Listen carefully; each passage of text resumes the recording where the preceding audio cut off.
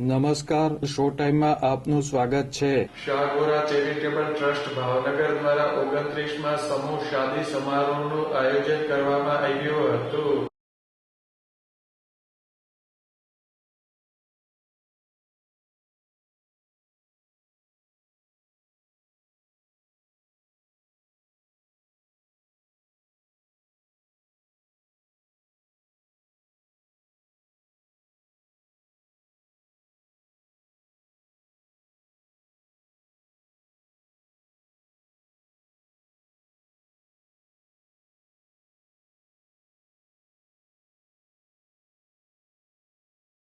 ભાવનગરના વડવા તલાવડી વિસ્તારમાં આવેલ બ્રાહ્મણ જ્ઞાતિની વાડીમાં યોજવામાં આવેલ સમારોહમાં મુસ્લિમ સમાજના 12 યુગલો શાદીના બંધને જોડાયા હતા.